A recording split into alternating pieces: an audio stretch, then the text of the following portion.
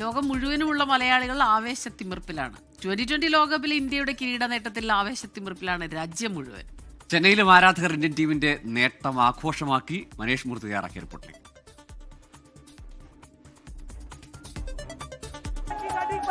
അങ്ങനെ ആധികാരികമായ ഒരു വിജയം ഇന്ത്യ നേടിയിരിക്കുന്നു എന്നുള്ളതാണ്. എല്ലാ മേഖലയിലും ബാറ്റിങ്ങിലാണെങ്കിലും ശരി, ബൗളിങ്ങിലാണെങ്കിലും ശരി, ബുംറയും അതുപോലെ തന്നെ അക്സർ പട്ടേലും ഒക്കെ തകർത്തെറിഞ്ഞുകൊണ്ട് അതിഗംഭീരമായ ഒരു വിജയം, ആ ആഘോഷമാണ് ഇവിടെ ചെന്നൈയിലെ മറീന ബീച്ചിൽ നിന്നും പ്രേക്ഷകർക്ക് മുമ്പിലേക്ക് എത്തിക്കുന്നത്.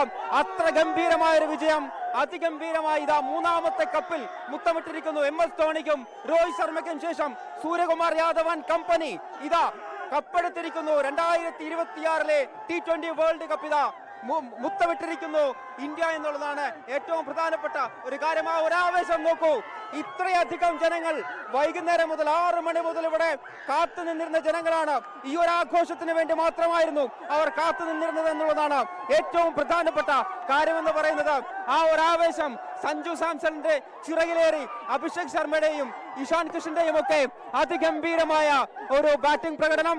അതിനുശേഷം ഇതാ ഇപ്പോൾ ഇന്ത്യ കപ്പ് ഉയർത്തിയിരിക്കുന്നു.